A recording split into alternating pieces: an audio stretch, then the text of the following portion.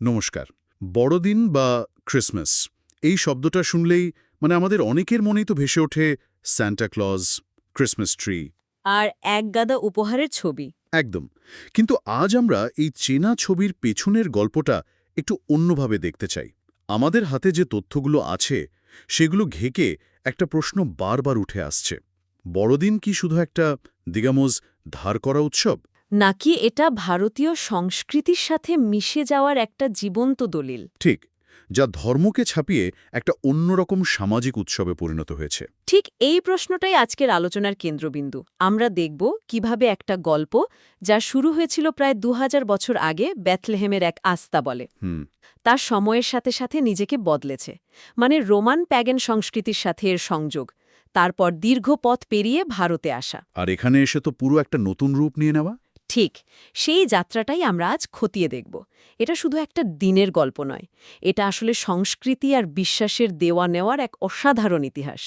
একদম। আর এই দেওয়া নেওয়ার সেরা উদাহরণ বোধহয় ভারতেই দেখা যায়। এখানে তো এই উৎসব বড়দিন নামে পরিচিত, আক্ষরিক অর্থেই এক বড় ব্যাপার। ঠিক।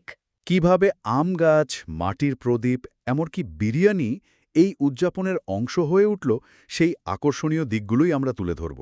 চলুন এই গভীরে ডুব দেওয়া যাক। আচ্ছা, যে কোনো অভিযোজনের গল্প বুঝতে গেলে তো আগে তার আসল রূপটা জানতে হবে। তো একেবারে গোড়া থেকে শুরু করা যাক।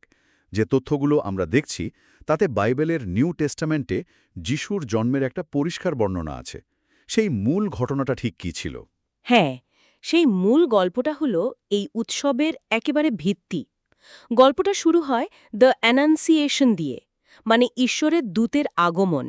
গেব্রিয়েল, তাই তো? হ্যাঁ, গেব্রিয়েল নামে ঈশ্বরের এক দূত কুমারী মেরির কাছে আসেন এবং তাতে জানান যে তিনি পবিত্র আত্মার প্রভাবে ঈশ্বরের পুত্রের জন্ম দেবেন। তারপর? এরপরের পর্বটা হল বেথলেহেমে যাত্রা। তৎকালীন রোমান সম্রাট সিজার অগাস্টাস তার আদেশে সাম্রাজ্য জুড়ে জনগণনা শুরু করেন। আচ্ছা। তাদের শহর ন্যাজারেথ থেকে বেথলেহেমে যেতে হয়। আর আমরা সবাই জানি সেই যাত্রাটা খুব একটা সহজ ছিল না। আর সেখানেই গল্পের নাটকীয় মোড়টা আসে। একেবারে।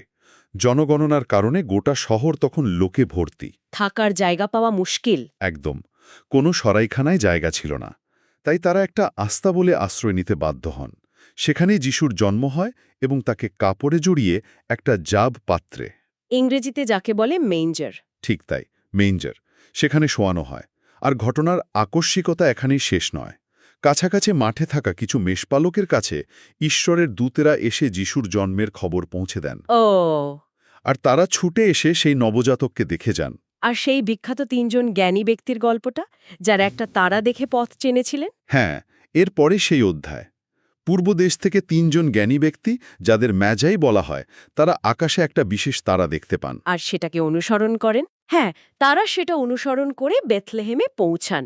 তারা সেই নবজাতককে ঈশ্বরের পুত্র এবং রাজা হিসেবে মেনে নিয়ে পুজো করেন। আর তাকে ৩টি খুব প্রতীকী উপহার দেন। সোনা, গন্ধরস আর আর এক প্রকার সুগন্ধি নির্যাস বা মের। সোনা ছিল রাজকীয়তার প্রতীক, গন্ধরস বা ফ্র্যাঙ্কিনসেন্স ছিল আরাধনার প্রতীক, আর মের। আর মের ছিল ভবিষ্যৎ দুঃখ বরণের প্রতীক।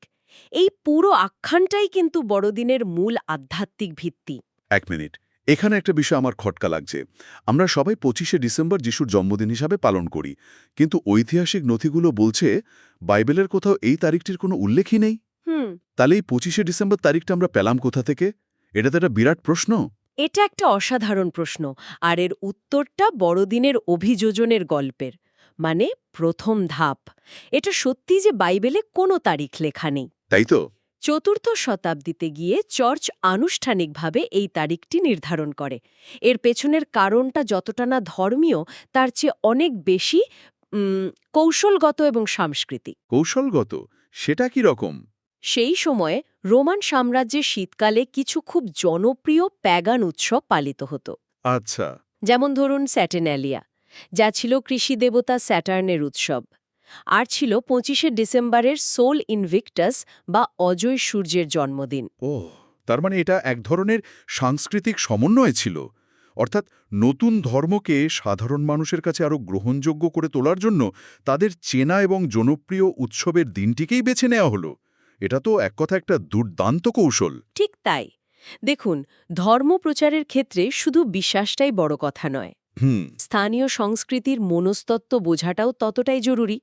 চার্চ বুঝতে পেরেছিল যে জোর করে একটা উৎসব বন্ধ করে দেওয়ার চেয়ে সেই উৎসবের শক্তিকে নিজের দিকে নিয়ে আসা অনেক বেশি কার্যকর। বাহ। তাই সূর্যের উপাসনার দিনে জগতের আলো বা যিশুর জন্মদিন পালন করার এই আইডিয়াটা খুব সহজেই মানুষ গ্রহণ করে নেয়। আর ক্রিসমাস নামটা? ক্রিসমাস শব্দটিও এসেছে পুরনো ইংরেজি ক্রিস্টেস ম্যাসে থেকে, যার অর্থ ক্রাইস্টস মাস। মানে খ্রিস্টের সম্মানে আয়োজিত প্রার্থনা। একদম। সুতরাং তারিখ এবং নাম দুটোর মধ্যেই এক দীর্ঘ ঐতিহাসিক বিবর্তন জড়িয়ে আছে। এইভাবেই তাহলে একটি স্থানীয় উৎসবের সাথে খাপ খাইয়ে নেওয়ার মধ্য দিয়ে বড়দিন ইউরোপে নিজের জায়গা করে নিয়েছিল। আর মজার ব্যাপার হলো, এই একই রকম অভিযোজনের এক অসাধারণ উদাহরণ আমরা ভারতেও দেখতে পাই। তাহলে রোমান সাম্রাজ্য থেকে এবার সরাসরি ভারতে আসা যাক। একদম। ভারতে খ্রিস্ট ধর্মের আগমন কিন্তু কোনো আধুনিক ঘটনা নয়। না, একেবারেই না। ঐতিহ্য অনুসারে 52 খ্রিস্টাব্দে যিশুর 12 জন শিষ্যের একজন সেন্ট থমাস প্রথম কেরালার মালাবার উপকূলে আসেন। মানে প্রায় 2000 বছরের পুরনো ইতিহাস। হ্যাঁ, তবে আমরা আজকে যে বড়দিন দেখি তার ওপর পর্তুগিজ এবং ব্রিটিশ শাসনের গভীর প্রভাব রয়েছে। যেমন গোয়ায় পর্তুগিজদের হাত ধরে আর পরে ব্রিটিশদের মাধ্যমে ক্যারল গাওয়া বা ক্রিসমাস ট্রি সাজানোর মতো পাশ্চাত্য প্রথাগুলো এখানে জনপ্রিয় হয়। আচ্ছা। বর্তমানে ভারতে প্রায় 2.8 কোটি খ্রিস্টান বসবাস করেন, যা জনসংখ্যার মোটামুটি 2.3%। আর 25শে ডিসেম্বর তো একটা জাতীয় ছুটির দিন। হ্যাঁ, আর এই উৎসবকে ভারতে বড়দিন বলা হয়, যার মানে বড়দিন। এই নামটাই তো বলে দেয় যে এটা কোনো একটি নির্দিষ্ট সম্প্রদায়ের মধ্যে আর সীমাবদ্ধ নেই। ঠিক। আচ্ছা, এই যে অভিযোজনের কথা আমরা বলছিলাম, ভারতে এসে বড়দিন কিভাবে নিজেকে বদলালো? কোন কোন বিশেষত্ব একে একেবারে ভারতীয় করে তুলেছে? এখানেই আসল মজাটা। ভারত যেন বিশ্বজুড়ে প্রচলিত বড়দিনের রীতিনীতিগুলোকে আপন করে নিয়ে তার উপর নিজের সংস্কৃতির একটা প্রলেপ দিয়ে দিয়েছে। যেমন ধরুন সাজসজ্জার কথা। ইউরোপ বা আমেরিকায় যেমন পাইন বা ফার গাছ সাজানো হয়, ভারতের অনেক জায়গায়, বিশেষ করে গ্রামের দিকে। হ্যাঁ, গ্রামের দিকে সেই গাছের বদলে আম বা কলা গাছকেই ক্রিসমাস ট্রি হিসাবে সাজানো হয়। এমনকি শুভ অনুষ্ঠানে যেমন আমের পাতা দিয়ে তোরণ বানানো হয়, তেমনি বড়দিনে ঘর সাজানো হয় আমের পাতার মালা দিয়ে। বাহ, এটা তো অসাধারণ। মানে পরিবেশের সাথে শুধু খাপ খাইয়ে নেওয়া নয়, বরং স্থানীয় সংস্কৃতির শুভ চিহ্নগুলোকেও আত্মস্থ করে নেওয়া। ঠিক আলোর ব্যবহারের ক্ষেত্রেও তো এমন কিছু একটা দেখা যায়, তাই না? ঠিক ধরেছেন। দিওয়ালি যেমন আলোর উৎসব, সেই ধারণাটা বড়দিনের সাথেও এখানে মিশে গেছে। দক্ষিণ ভারতে, বিশেষ করে কেরালায়, অনেকে বড়দিনের সন্ধ্যায় বাড়ির ছাদে বা চারপাশে মাটির প্রদীপ বা দিয়া জ্বালিয়ে রাখেন। এর প্রতীকী তাৎপর্যটাও নিশ্চয়ই খুব গভীর। খুবই গভীর। এটি জিসাস বিশ্বের আলো বা Jesus as the light of the world এই ভাবনাকে প্রকাশ করে। দিয়ার মতো এমন একটি শক্তিশালী ভারতীয় প্রতীককে গ্রহণ করার মধ্যে দিয়েই বোঝা যায় এই উৎসব এখানে কতটা মাটির কাছাকাছি চলে এসছে। আর আমাদের সবার প্রিয় সান্তাক্লজ, তার ভারতীয় সংস্করণটা কেমন? নিশ্চয় বলগা হরিণের টানা স্লেজ গাড়িতে করে তিনি আসেন না। না, ঠিক তা নয়। ভারতে সান্তাক্লজেরও পুরোপুরি দেশীয়করণ হয়েছে। তাকে এখানে বিভিন্ন স্থানীয় নামে ডাকা হয়, যেমন হিন্দিতে তিনি ক্রিসমাস বাবা, তামিলে ক্রিসমাস থাথা, আর মারাঠিতে নাতাল বুয়া। আর যেহেতু ভারতে বরফ বা বলগা হরিণ নেই, তাই অনেক সময় তাকে ঘোড়ার গাড়িতে, এমনকি আমাদের সূত্রগুলো তো বলছে কলকাতার রাস্তায় টানা রিকশায় চেপেও আসতে দেখা গেছে। ভাবুন একবার। এছাড়াও মধ্যরাতের প্রার্থনা সভা বা মিডনাইট মাস এখানকার উদযাপনের একটি খুব গুরুত্বপূর্ণ অংশ। হুম। আর প্রায় প্রত্যেক বাড়িতে বা গির্জায় যিশুর জন্মদৃশ্য বা নেটিভিটি সিন তৈরি করা হয়, যাকে স্থানীয়ভাবে ক্রেপ বলা হয়। পাড়ায় পাড়ায় সেরা ক্রেপ তৈরির প্রতিযোগিতাও হয়। তার মানে মূল ভাবনাটা এক থাকলেও উদযাপনের প্রকাশটা একেবারে ভারতীয়। আচ্ছা, যে কোনো উৎসবের অভিযোজন ততক্ষণ সম্পূর্ণ হয় না যতক্ষণ না সেটা খাবারের টেবিলে পৌঁছায়। আমার ধারণা ভারতীয় বড়দিনের মেনুটাও নিশ্চয়ই খুব বৈচিত্র্যময়। অবশ্যই। খাবারের বৈচিত্র্যই তো ভারতের আসল পরিচয়। আর বড়দিনও তার ব্যতিক্রম নয়। ভারতের বিভিন্ন অঞ্চলের বড়দিনের খাবারে সেই অঞ্চলের স্বাদ, ইতিহাস আর ঐতিহ্য মিশে আছে। গোয়ার কথা তো সবার আগে আসবে। হ্যাঁ, যেমন ধরুন গোয়ার কথা। সেখানে পর্তুগিজ প্রভাব খুব স্পষ্ট। বড়দিন উপলক্ষে সেখানে কুজওয়ার নামে প্রায় ২২ রকমের মিষ্টির একটি সম্ভার তৈরি হয়। ২২ রকম? হ্যাঁ, এর মধ্যে নিউরিওজ, যা অনেকটা আমাদের এখানকার গুজিয়া বা চন্দ্রপুলির মতো, আর বেবিঙ্কা নামে একটি স্তরযুক্ত নারকেলের দুধের কেক থাকে। গোয়ার বেবিঙ্কা তো শুনলেই জিভে জল আসে। ওটা বানানো নাকি ভীষণ সময় সাপেক্ষ একটা ব্যাপার, তাই না? খুবই সময় সাপেক্ষ। প্রতিটা স্তর আলাদা করে বেক করতে হয়। বাহ! একদম। এই ধৈর্য আর যত্নটাই উৎসবের অংশ। আর মিষ্টি ছাড়াও গোয়ার বড়দিনের ভোজে মশলাদার পর্ক ভিন্দালু থাকাটা প্রায় বাধ্যতামূলক। আর কেরালা? অবাক যদি কেরালায় যাই, সেখানকার রামে ভেজানো প্লাম কেক তো কিংবদন্তি তুল্য। উৎসবের কয়েক সপ্তাহ আগে থেকেই ফল আর মশলা রামে ভিজিয়ে রেখে এই কেক তৈরির প্রস্তুতি শুরু হয়ে যায়। হুম।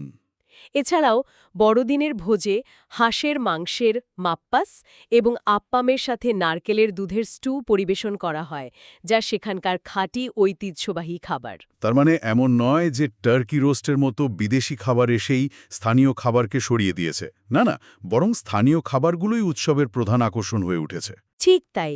এ যে প্রতিস্থাপন নয়, এটা আসলে সংযোজন। এর বাইরেও সারা ভারতে পোলাও, বিরিয়ানি, ক্ষীর বা রোস্ট চিকেনের মতো জনপ্রিয় পদগুলো বড়দিনের মেনুতে নিজেদের জায়গা করে নিয়েছে। একটা বিশাল ফিউশন আর কি। হ্যাঁ, যেখানে প্রত্যেকের নিজস্ব সংস্কৃতির ছাপ রয়েছে। এই খাবারের বৈচিত্র্য থেকে একটা প্রশ্ন মাথায় আসছে। ভারতের বিভিন্ন রাজ্যে কি বড়দিন পালনের ধরনেও আলাদা আলাদা বৈশিষ্ট্য দেখা যায়? মানে কলকাতা আর মুম্বাইয়ের বড়দিন কি একরকম? না, বেশ কিছু সুন্দর আঞ্চলিক ভিন্নতা রয়েছে। যেমন কলকাতার পার্ক স্ট্রিটের আলোকসজ্জা এবং উৎসবমুখর পরিবেশ তো বিশ্বজুড়ে বিখ্যাত। অবশ্যই। এখানকার অ্যাংলো ইন্ডিয়ান সম্প্রদায়ের ঐতিহ্যের গভীর প্রভাব কলকাতার বড়দিনকে একটা আলাদা চরিত্র দিয়েছে, যেখানে বেকারি থেকে ভেসে আসা কেকের গন্ধ আর রাস্তার উৎসব মিলেমিশে একাকার হয়ে যায়। আর মুম্বাই? আবার মুম্বাইয়ে বান্দ্রার হিল রোডে বা মাউন্ট মেরি চার্চের মতো বড় গির্জাগুলোতে জমকালো সাজসজ্জা হয় এবং শহরের রাস্তায় উৎসবের আমেজ দেখা যায়। আর উত্তর পূর্ব ভারতের রাজ্যগুলোতে, সেখানে তো খ্রিস্টান জনসংখ্যা বেশ উল্লেখযোগ্য। সেখানকার উদযাপন নিশ্চয়ই আরও অন্যরকম। উত্তর পূর্ব ভারতে বড়দিন শুধু ধর্মীয় উৎসব নয়, এটা একটা বিশাল সামাজিক বা গোষ্ঠীগত উৎসব। কমিউনিটি ফেস্টিভ্যালের মতো। একদম। নাগাল্যান্ড, মিজোরাম বা মেঘালয়ের মতো রাজ্যগুলোতে বড়দিন মানেই সবাই মিলে ভোজের আয়োজন করা, যাকে বলে কমিউনিটি ফিস্ট। বিশাল শোভাযাত্রা বেরোয় একদম। এবং স্থানীয় ভাষায় ক্যারল গাওয়ার ধুম পড়ে যায়। প্রতিটি অঞ্চলের নিজস্ব সুর আর সংস্কৃতির ছোঁয়া পাওয়া যায় তাদের উদযাপনে। অসাধারণ। এটা আবারও প্রমাণ করে যে বড়দিন ভারতে কোনো একক আরোপিত উৎসব নয়, বরং বহুত্ববাদের এক জীবন্ত উদাহরণ। তাহলে সব মিলিয়ে আমরা যা দেখলাম তা সত্যিই অসাধারণ। একটি ধর্মীয় ঘটনা যা প্রাচীন বেথলেহেম থেকে শুরু হয়েছিল, তারপর টিকে থাকার জন্য রোমান ঐতিহ্যের সাথে নিজেকে মিশিয়েছে এবং অবশেষে দীর্ঘ পথ পেরিয়ে ভারতে এসে আম গাছ, দিয়া এবং বিরিয়ানির মতো স্থানীয় উপাদানের সাথে মিলেমিশে এক নতুন এবং অনন্য রূপ পেয়েছে। এটা সত্যিই একটি অবিশ্বাস্য সাংস্কৃতিক যাত্রা। একদম। বড়দিন একটা চমৎকার উদাহরণ, যা দেখায় কিভাবে একটি মূল গল্প বা বিশ্বাস বিভিন্ন সংস্কৃতিতে প্রবেশ করে নতুন অর্থ এবং মাত্রা লাভ করতে পারে। যদি আমরা এটাকে বড় ছবির সাথে যুক্ত করি, তাহলে দেখব এটি শুধু একটি উৎসব নয়, বরং একই নামের অধীনে পালিত হওয়া বিভিন্ন উৎসবের সমষ্টি। মানে গোয়ার বড়দিন, হ্যাঁ, গোয়ার বড়দিন, কেরালার বড়দিন বা নাগাল্যান্ডের বড়দিন, প্রত্যেকটির মেজাজ আলাদা, কিন্তু সবগুলোর মূল সুর কিন্তু এক। আর তা হলো আশা, মিলন এবং আলো। একদম। আমাদের সূত্রগুলো থেকে আরও একটি গুরুত্বপূর্ণ বিষয় জানা যায়। ভারতীয় বড়দিনের একটি অবিচ্ছেদ্য অংশ হল দাতব্য বা দুস্থদের সাহায্য করা, যা অনেক ক্ষেত্রেই উদযাপনের কেন্দ্রে থাকে। হ্যাঁ, এটা খুব সত্যি। আর এটাই শ্রোতাদের জন্য একটি চিন্তার খোরাক হতে পারে। বিশ্বজুড়ে এই উৎসব যখন ক্রমশ বাণিজ্যিক হয়ে উঠছে, কেনাকাটা আর চাকচিক্যই যখন মুখ্য হয়ে দাঁড়াচ্ছে, তখন ভারতীয় ঐতিহ্যের মধ্যে থাকা এই সাধারণ দানের প্রথা কি আমাদের উৎসবের মূল ভাবনা, অর্থাৎ ভালোবাসা আর ভাগ করে নেওয়ার আনন্দের কাছাকাছি নিয়ে যেতে পারে? এই প্রশ্নটা রইল।